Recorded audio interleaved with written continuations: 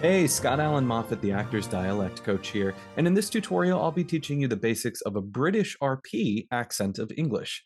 It's one of the most valuable accents actors can have in their repertoire, and this guide is meant to serve as a simple jumping off point as you explore the accent. But before we jump in, let's first talk about the history of the accent. British RP, or received pronunciation, is a learned accent, meaning it's typically taught rather than acquired naturally. RP is an upper middle class accent that was popularized over the course of the 19th century. It was taught in boarding schools and places of higher education, spoken by royalty, earning it the nickname the Queen's English, and was required for many years by the BBC, the UK's national source of news. Though the accent has largely fallen out of fashion in modern times, with some estimates saying only 2% of people in the UK still actually speak it, it's still used as a worldwide standard for teaching English, along with a general American accent. Plus, it frequently appears in films and televisions as a way of indicating a character's higher status. Think the Empire in Star Wars or the elves in Lord of the Rings. In this guide, you will find some simple rules for speaking English with a British RP accent. I put rules in quotes because there will always be exceptions. Also, please note that in order to better demonstrate the accent's unique sounds, we will be comparing the British RP vowel and consonant shifts to their American counterparts. Let's begin by exploring some of the unique vowels of the British RP accent. Here's our first rule change for British RP. The open front vowel sound ah, as in bath, may shift back in the mouth towards ah, as in lot. Therefore, the word bath should now sound like bath. Here's an example sentence. Half the class needs a bath. However, this change does not happen all the time, so you wouldn't change the sentence, the fat cat sat in my lap. That should stay, the fat cat sat on my lap. How do you know when to make this rule change? Well, it's often spelling based. If more than one consonant follows the letter A within the syllable or the word, then it's more likely to make the sound shift. Notice that that's true for half, class, and bath. Here's your next rule. The open back vowel ah is going to receive some lip roundedness, changing the vowel sound to o, ah to o. So the word lot may sound like lot.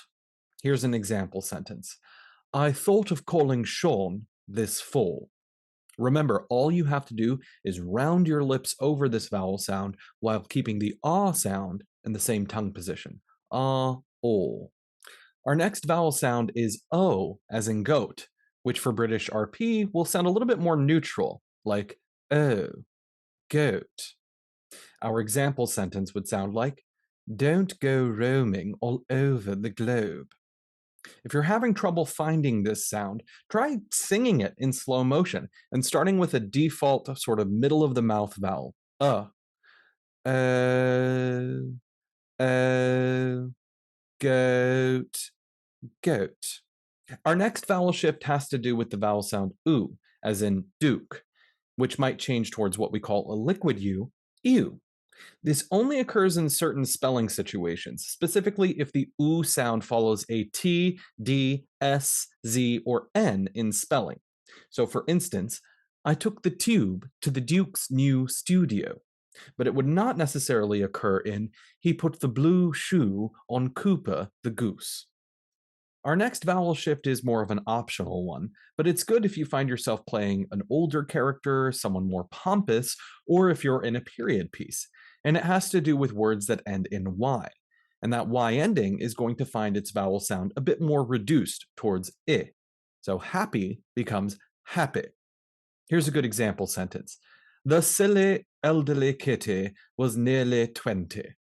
The final vowel shift we're going to talk about is also optional, just like with Rule 5, and applies to the same set of circumstances. This optional rule has to do with what we talked about in Rule number 1, the A vowel. You might remember that sometimes it did not change to ah.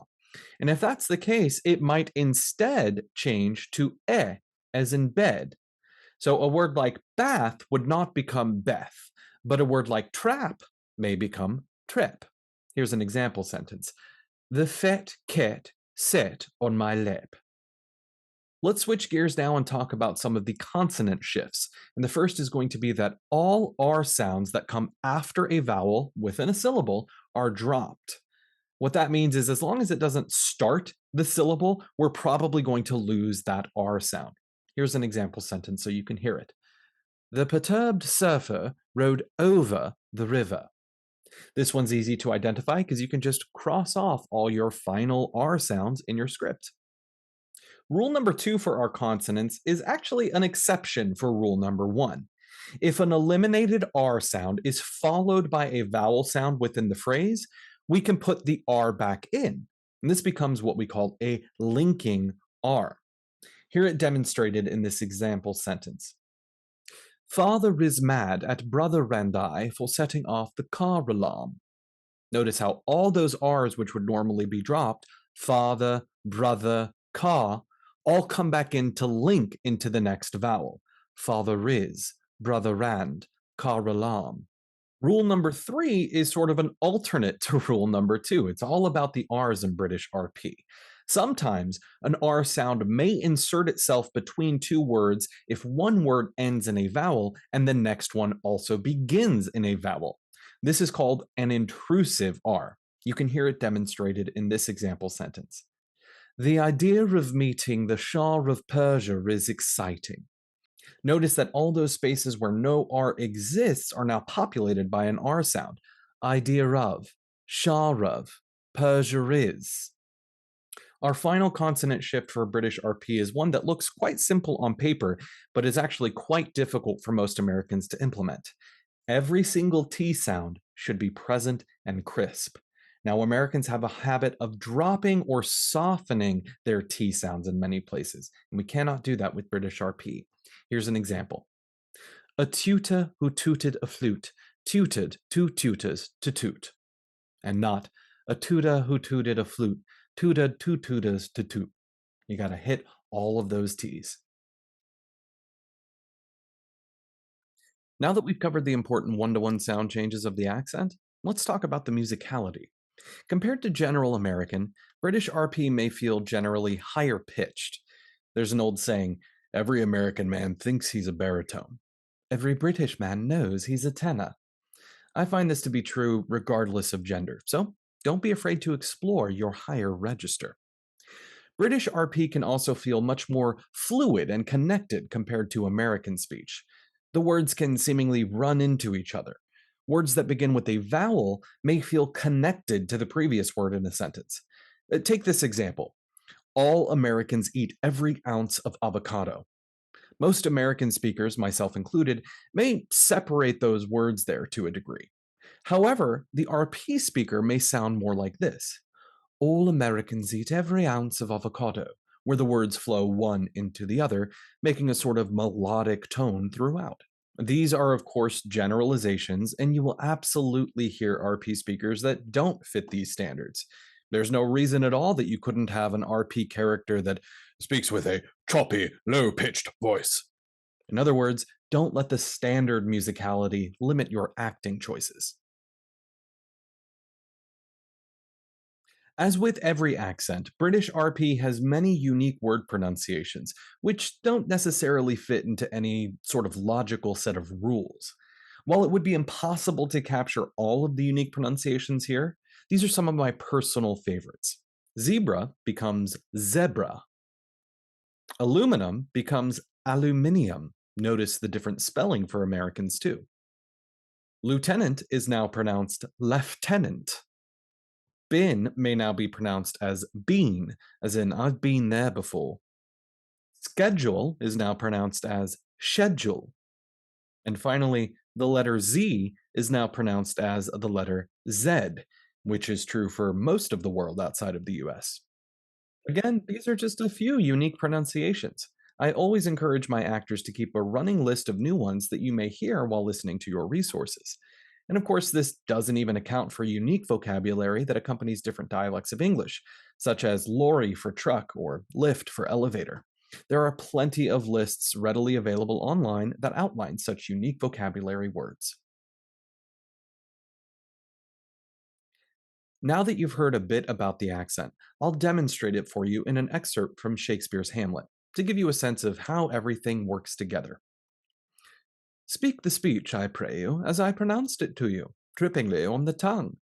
But if you mouth it as many of your players do, I had as lief the town crier spoke my lines. Nor do not soar the air too much with your hand thus, but use all gently, for in the very torrent, tempest, and as I may say, whirlwind of your passion, you must acquire and beget a temperance that may give it smoothness.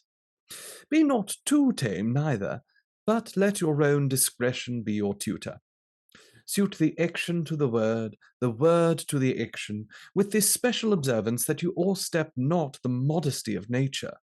For anything so o'erdone is from the purpose of playing, whose end, both at the first and now, was and is to hold, as 'twere, the mirror up to nature, to show virtue her feature, scorn her own image, and the very age and body of the time his form and pressure.